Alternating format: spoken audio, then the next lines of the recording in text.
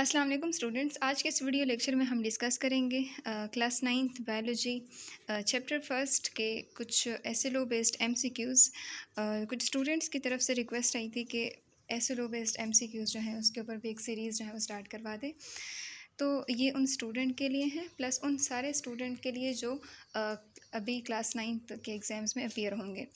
तो ये जो एमसीक्यूज़ है ये 3 टॉपिक्स के ऊपर बेस्ड हैं, जो आपका बायोलॉजी का इंट्रोडक्शन है, ब्रांचेस ऑफ बायोलॉजी हैं and linkages of biology with other field of sciences, उससे रिलेटेड ये एमसीक्यूज़ हैं। तो चलिए स्टार्ट करते हैं हम अपना लेक्चर।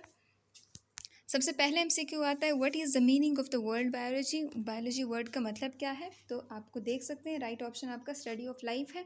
स्टडी ऑफ लाइफ हम इसको क्यों कहते हैं? क्योंकि ग्रीक लैंग्वेज से ये वर्ड निकला है। Bio means life and लोगस means study, तो ये वर्ड जो है ये उससे निकला है। सो हम ये कह सकते हैं जो हमारा राइट ऑप्शन है वो स्टडी ऑफ लाइफ है।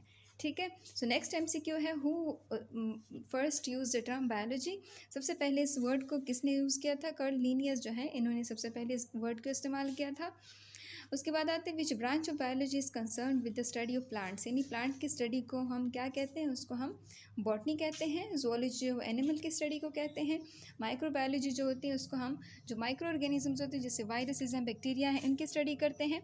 और एनाटॉमी जो है इंटरनल स्ट्रक्चरल एंड फंक्शंस जो हमारे बॉडी के होते हैं या किसी भी ऑर्गेनिजम्स के होते हैं उसको हम एनाटॉमी कहते हैं। नेक्स्ट आते हैं जोलॉजी। जोलॉजी क्या है? ये ब्रांच ऑफ साइंस है, ये ब्रांच ऑफ बायोलॉजी है कि जिसमें हम एनिमल्स की स्टडी करते हैं। ठीक है। उसके बाद आता है माइक्रोबायोलॉजी, जैसे हमने पहले भी डिस्कस किया कि वो ब्रांच ऑफ बायोलॉजी है कि जिसके अंदर हम माइक्रो ऑर्गेनिजम्स जैसे बैक्टीरिया और वायरसेस ये उनकी स्टडी करते हैं। जो एनिमल्स हैं उसको हम जोलॉजी कह सकते हैं। जो फॉसिल्स हैं जिनके वो ब्रांच ऑफ बायोलॉजी जिसमें हम फॉसिल्स की स्टडी करते हैं उसको हम पैलियोंटोलॉजी कहते हैं। उसके बाद आता है which branch of biology deals with the study of form and the structure of organism, यानी अगर हम स्ट्रक्चर और फॉर्म जो एक्सटर्नल स्ट्रक्चर फीचर्स होते हैं उसमें जब हम उसकी स्टडी करते तो उसको हम मॉर्फोलॉजी कहते हैं। ठीक है। उसके बाद आता है अगर सेल बायोलॉजी की बात करते तो उसको हम साइटोलॉजी कहते हैं। एनाटॉमी जो है वो इंटरनल स्ट्रक्चर की बात करते हैं। फिजियोलॉजी जो हमारे डिफरेंट बॉडी पार्ट्स होते हैं उसके फंक्शन की हम यहाँ पर बात करते हैं। So what does the anatomy study in living organism. Anatomy में हम किस चीज़ की स्टडी करते हैं? इंटरनल स्ट्रक्चर जो होते हैं हमारी बॉडी की उसकी हम स्टडी कर सकते हैं इसमें।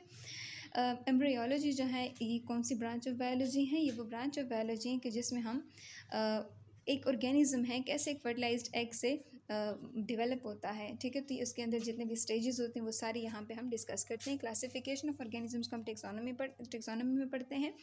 स्टडी ऑफ फॉसिल्स को हम पैलियोंटोलॉजी कहते हैं और स्टडी ऑफ सेल्स को हम साइटोलॉजी कहते हैं। उसके बाद आते हैं study of classification and naming of organisms. अगर हम ऑर्गेनिजम्स की नेमिंग करते हैं या फिर उनकी क्लासिफिकेशन करते हैं तो उसको हम किस ब्रांच में पढ़ते हैं? उसको हम टेक्सोनॉमी कहते हैं।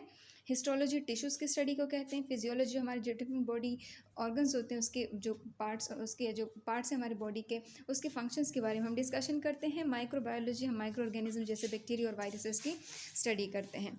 उसके बाद आता है which branch of biology studies the fossils of past organism. हम पास्ट ऑर्गेनिज्म की स्टडी किस चीज़ की करते हैं, किस चीज़ में करते हैं? तो वो है पैलियोंटोलॉजी। अगर हम प्लांट के फॉसिल की बात करें तो उसको हम पैलियोबॉटनी कहेंगे। अगर हम एनिमल की बात करेंगे तो हम पैलियोजोलॉजी कहेंगे। इस तरह एम्ब्रियोलॉजी एम्ब्रियोज की स्टडी को कहते हैं। टिश्यूज़ की स्टडी को हिस्टोलॉजी कहते हैं। सेल बायोलॉजी जो है वो सेल की स्टडी को कहते हैं। नेक्स्ट आता है what is the primary function focus of immunology. Immunology में हम किस चीज़ की स्टडी करते हैं? तो आपका जो राइट ऑप्शन है वो कहते हैं defence against the bodies defence against the disease causing micro organism. जो हमारी बॉडी के अंदर जो बीमारियां पैदा करने वाले जो जर्म्स होते हैं, जो एजेंट्स होते हैं, माइक्रो ऑर्गेनिजम्स होते हैं, तो ये उसकी स्टडी हम यहाँ पर करते हैं। यानी हमारे जिस्म का जो क़ुव्वत मुदाफ़अत का जो निज़ाम है, जो बीमारियों के साथ लड़ने वाली जो क़ुव्वत होती हैं, इसकी स्टडी हम कौन सी ब्रांच में करते हैं? इम्यूनोलॉजी में करते हैं। स्टडी ऑफ इंसेक्ट को एंटोमोलॉजी कहते हैं। पैरासाइट्स को पैरासाइटोलॉजी कहते हैं। और transmission of characters from parents to offspring को हम जेनेटिक्स कहते हैं। उसके बाद आते हैं what does entomology deals with. Entomology जो है जैसे हमने पहले भी डिस्कस किया स्टडी ऑफ इंसेक्ट्स को कहते हैं, या फिर पैरासाइट्स को स्टडी ऑफ पैरासाइट्स को पैरासाइटोलॉजी कहते हैं। Transmission of character from parents to offspring इसको हम जेनेटिक्स कहते कहते हैं drugs and their effects on human body को हम फार्माकोलॉजी कहते हैं। उसके बाद कहते हैं what is the primary focus of genetics. Genetics में हम किस चीज़ की स्टडी करते हैं कि कैसे जो पेरेंट्स होते हैं अपने उनके सन से जो कैरेक्टर्स होते हैं उनके बच्चों में ट्रांसमिट होती है, तो यहाँ पे हम वो डिस्कस करते हैं। स्टडी ऑफ इंसेक्ट को हम एंटोमोलॉजी, स्टडी ऑफ पैरासाइट्स को पैरासाइटोलॉजी, और ड्रग्स के जो ह्यूमन बॉडी के ऊपर इफेक्ट है उसको हम फार्माकोलॉजी कहते हैं। नेक्स्ट आते हैं what is the biotechnology concern with. Biotechnology में हम क्या पढ़ते हैं, कैसे हम एक माइक्रो ऑर्गेनिजम्स हैं उसको हम इंसान के फ़ायदे के लिए, वेलफेयर के लिए इस्तेमाल करते हैं, तो उसको हम बायोटेक्नोलॉजी कहते हैं। नेक्स्ट आते हैं what does environmental biology. Environmental biology में हम किस चीज़ की स्टडी करते हैं, ये वो ब्रांच ऑफ बायोलॉजी है कि जिसके अंदर ऑर्गेनिज्म का इन्वायरमेंट के साथ क्या रिलेशनशिप है, तो वो हम यहाँ पर स्टडी करते हैं। नेक्स्ट आता है कि what is the primary focus of parasitology. Parasitology में हम किस चीज़ की स्टडी करते हैं, पैरासाइटोलॉजी में हम पैरासाइट्स की स्टडी करते हैं, कैसे जो है वो एक ऑर्गेनिज्म है वो किसी दूसरे को नुकसान पहुंचाता है और ख़ुद उससे फ़ायदा हासिल करता है, तो उसको हम पैरासाइटोलॉजी कहते हैं। और ये पैरासाइटोलॉजी जो होती है इसके जितने भी पैरासिटिज्म के एस्पेक्ट्स होते हैं, किस तरीके से होते हैं, इंटरनल है, एक्सटर्नल है, तो ये सारी चीज़ें हम यहाँ पैरासाइटोलॉजी में डिस्कस करते हैं। नेक्स्ट आता है what does socio biology investigate. Socio biology में हम क्या पढ़ते हैं कि जो बेनिफिशियल रिलेशनशिप है ना एनिमल्स के बीच में, जो एक सेम एरिया के ऊपर ऑर्गेनिजम्स रहते हैं तो उसके बीच में किस तरह का रिलेशनशिप है, तो उसको हम सोशियो बायोलॉजी में पढ़ते हैं। इंसेक्ट की स्टडी को हम एंटोमोलॉजी कहते हैं, पैरासाइट्स की स्टडी को हम पैरासाइटोलॉजी कहते हैं, और transmission of characters from parents to offspring इसको हम जेनेटिक्स कहते हैं। नेक्स्ट आता है कि what is pharmacology concern with. Pharmacology जैसे हमने पहले भी डिस्कस किया कि हम जो ड्रग्स की स्टडी करते हैं, जो हम मेडिसिन होते हैं, ड्रग्स होते हैं, इसकी स्टडी करते हैं कि कैसे ह्यूमन बॉडी के ऊपर या किसी भी ऑर्गेनिजम्स की बॉडी के ऊपर ये इफेक्ट करता है, तो उसको हम फार्माकोलॉजी कहते हैं। नेक्स्ट आता है बायोफिजिक्स। ये देखें इंटरडिसिप्लिनरी साइंस है, यानी दो डिफरेंट डिसिप्लिन्स, दो डिफरेंट जो सब्जेक्ट्स होते हैं उसको मिलाया जाता है।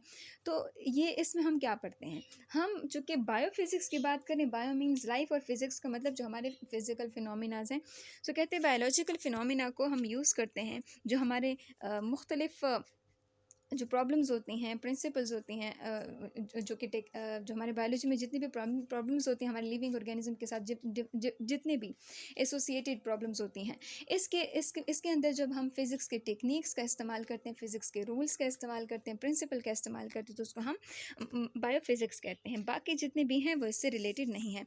नेक्स्ट आता है व्हाट इज़ बायोकेमिस्ट्री। बायोकेमिस्ट्री का क्या मतलब, जैसे नाम से ज़ाहिर है, बायो मीन्स बायोलॉजी और केमिस्ट्री मीन्स केमिकल के साथ, यानी वो तमाम केमिकल जो लिविंग ऑर्गेनिज्म के साथ एसोसिएटेड है, जो लिविंग ऑर्गेनिज्म के अंदर मौजूद है, उसको हम बायोकेमिस्ट्री कहते हैं। यानी कहते हैं कि वो तमाम केमिकल सब्सटेंसेस, वो तमाम केमिकल प्रोसेसेस जो लिविंग ऑर्गेनिज्म के अंदर मौजूद हैं, तो उसको हम बायोकेमिस्ट्री कहते हैं, जो राइट ऑप्शन आपका सी है। नेक्स्ट आता है what is the primary focus of bio geography. Bio geography में हम क्या चीज़ पढ़ते हैं, तो ये जितने भी हैं ये सारे राइट ऑप्शन नहीं है। राइट ऑप्शन आपका ऑप्शन सी है, examine the distribution of organism in the space and time. जो बायो जियोग्राफी, जियो मीन्स हमारी जो अर्थ है, हमारी जो ज़मीन है, उसके ऊपर जितने भी ऑर्गेनिजम्स की डिस्ट्रीब्यूशन है, क्यों है, कैसे हैं, उसके ऊपर कौन से अवामिल इफ़ेक्ट कर रहे हैं, और ये सारी चीज़ें हम कहाँ पढ़ते हैं, बायो जियोग्राफी में पढ़ते हैं। नेक्स्ट आता है which field involve the application of statistical and mathematical formulas in biology. यानी स्टेट्स के और जो मैथ्स के जो फार्मूलाज होते हैं, जब बायोलॉजी में हम अप्लाई करते हैं, तो उसको हम कौन से ब्रांच में पढ़ते हैं, उसको हम कहते हैं बायो स्टेटिस्टिक्स या बायोमेट्री, जैसे नाम से आपको पता चल रहा है। उसके बाद कहते हैं what is the main concern of bio economics. Bio economics का मेन कंसर्न क्या है। बायो इकोनॉमिक्स में हम क्या चीज़ पढ़ते हैं कि जितने भी हम बायोलॉजिकल प्रोजेक्ट्स कर रहे हैं, बायोलॉजिकल प्रोजेक्ट्स जहाँ पे भी हमें कॉस्ट और प्रॉफिट की बात हो रही होती है, हम कैलकुलेशन करते हैं, उसमें जो मुख्तलिफ जो कॉन्सेप्ट होते हैं इकोनॉमिक्स के, जब हम वहाँ पे हम बायोलॉजी में यूज़ करते हैं, तो उसको हम बायो इकोनॉमिक्स कहते हैं। नेक्स्ट कहते हैं, अच्छा ये 23 MCQs थे हमारे। सो आई होप सो आप लोगों को इसके ये जितने भी MCQs ये समझ आ गए होंगे। तो चलिए एक दफ़ा इसको गो थ्रू कर लेते हैं।